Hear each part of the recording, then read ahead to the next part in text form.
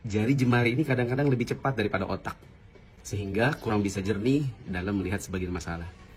Yang dipertanyakan itu adalah Anda ngomong surat musik itu, mana ulama yang mendahului Anda dalam berbicara tentangnya? Kok Anda lancang gitu loh berbicara masalah agama yang Anda nggak punya ulama mu'tabar yang mendahului Anda. Kalau soal musiknya mah sudah lewat. Dikasih tahu ribuan kali juga Anda kalau memang kekeh dengan pendapat yang lemah, selesai. Kita nggak akan maksa untuk orang memilih pendapat yang lebih rojih dan meninggalkan yang marjuh. Yang kami pertanyakan adalah mana ulama yang mendahului Anda dalam masalah ini? Anda menjawabnya dengan hukum musik. Harusnya tuh kalau salah ya salah aja. Tinggal minta maaf, simple. Wahai masyarakat, saya mohon maaf, saya salah. Selesai. Tapi sudahlah. Karena memang sudah kebiasaan. Bikin salah, tapi setelah itu berperan jadi korban. Setiap orang bisa saja berbicara. Kita tidak akan pernah di majelis kita menyalahkan siapapun. Kalau ada pendapat, karena ini ditanyakan tadi ya, kalau ada pendapat yang mengatakan begitu dan dia siap bertanggung jawab dengan Allah, itu hak dia. Silakan saja. Tapi kita juga punya hak untuk menjelaskan apa yang kita ketahui. Sebagaimana juga cukup banyak selalu dikatakan, oh majelis salaf, majelis wahabi itu tidak sukain dan itu. Kan ini pendapat. Dia berpendapat, silakan kita juga berpendapat. Gitu kan? Dia tidak usah paksakan pendapat dia kepada kita. Kita juga tidak bisa paksakan pendapat kita kepada dia. Tapi kita harus saling menghormati di sini. Yang penting siap bertanggung jawab di hadapan Allah subhanahu wa ta'ala. Tapi insya Allah hukum ini tidak asing, antum bisa searching di Google cukup banyak tulisan artikel-artikel, ceramah-ceramah para ulama menjelaskan masalah ini. Dan ini bukan dari saya pribadi, karena ini hukum ini sudah sangat lama ya. Dan cukuplah sumpahnya Abdullah bin Mas'ud radhiyallahu anhu tentang tafsir salah satu ayat Al-Quran, wa minan nasi may yashrih lahwal hadits yudillah nasan sabilillah. Dan ada sebagian orang memperjualbelikan perkataan-perkataan untuk menyesatkan manusia dari jalan Allah. Beliau bersumpah demi Allah yang dimaksud adalah musik. Beliau bersumpah begitu. Imam 4 mengharamkan. Ini bukan hal yang baru nih, bukan pendapat baru. Dan memaknakan syuara atau penyair itu adalah pemusik, ini keliru ini. Dalam bahasa Arab juga sudah jelas perbedaan mana penyair, mana penyanyi, kan gitu. Tidak selamanya juga penyair itu bisa penyanyi.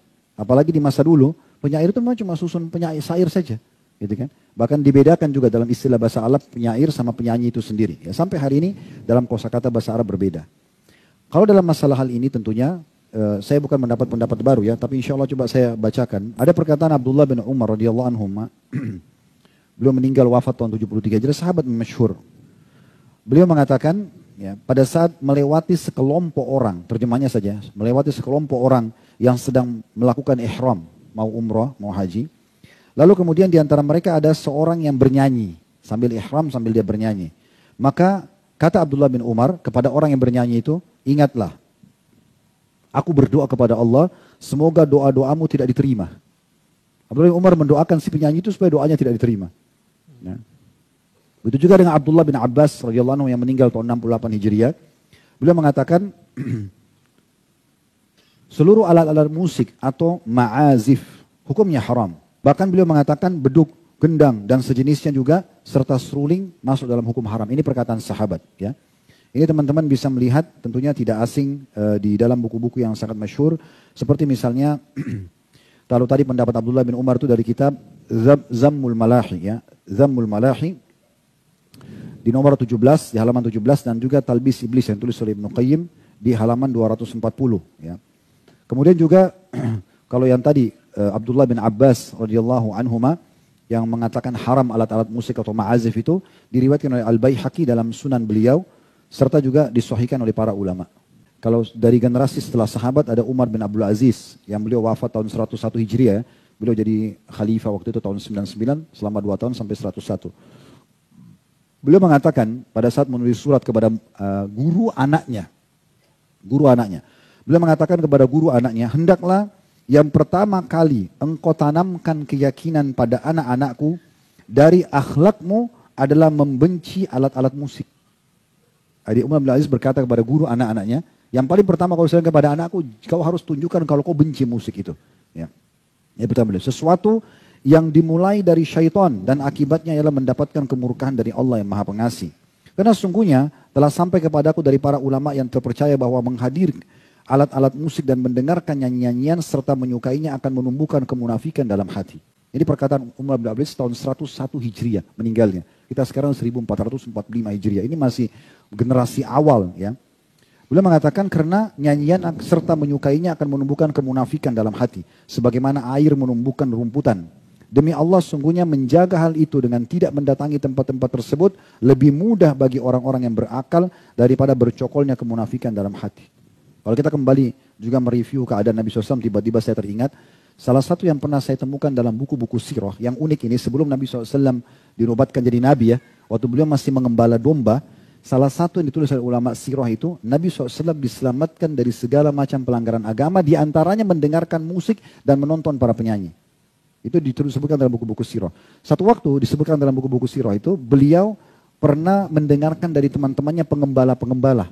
Nabi itu mengembala domba dari umur 8 tahun sampai umur 21 tahun. Jadi 13 tahun beliau mengembala domba. Tapi nggak disebutkan di umur keberapa, di tahun keberapa ini beliau, riwayat ini cuma dikatakan salah satu riwayat pernah beliau dengar dari teman-teman pengembalanya yang lain waktu kumpul, waktu beliau mau pulang sore hari mengembalikan domba-domba, mereka menceritakan semalam itu ada acara perkawinan dan ada penyanyi, musik begini dan begitu. Sampai Nabi SAW tertarik mendengarkan cerita itu. Lalu beliau bilang, besok kalau ada acara lagi, saya akan coba melihat, tolong kamu jaga gembalaan saya.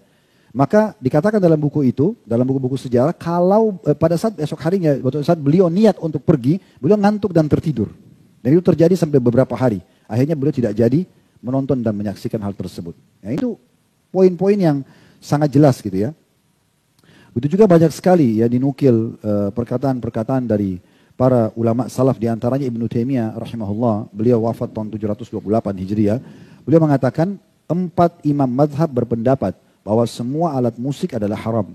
Telah ada hadis Nabi SAW yang diriwayatkan oleh Al-Bukhari dan ulama lainnya, bahwasanya Nabi SAW mengabarkan akan adanya orang-orang dari umatnya yang menghalalkan zina, sutra, minum khamar dan alat-alat musik, serta akan diubah menjadi kera dan babi.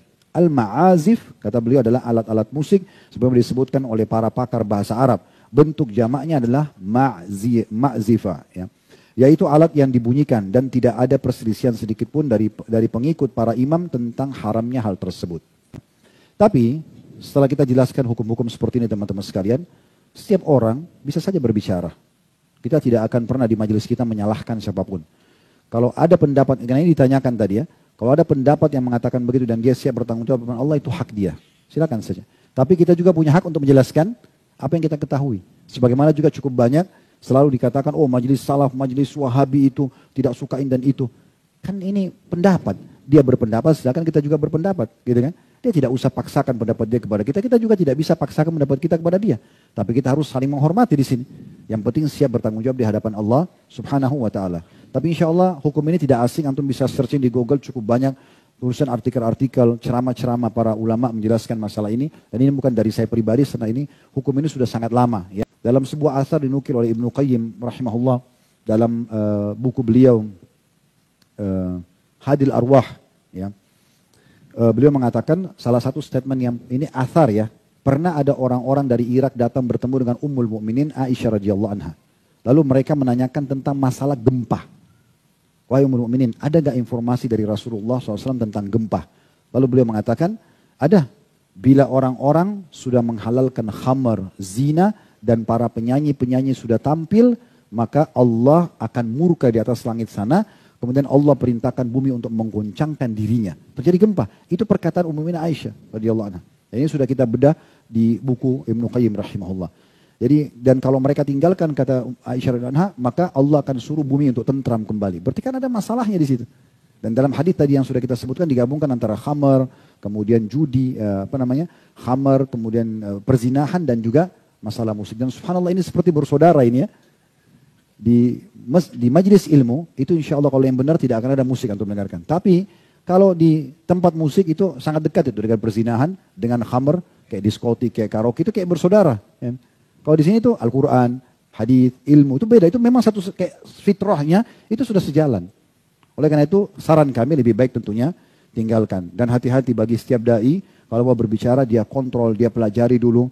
Ya kemudian setelah memastikan hukum baru dijelaskan. Apalagi kalau memang punya masa, orang didengar ini berbahaya sekali. Karena akan menjadi sebuah bola liar yang akan kemana-mana. Bisa mendapat pahala kalau itu benar. Kalau dia salah ini bisa berbahaya buat dia. Allahu a'lam. Dakwah semampumu.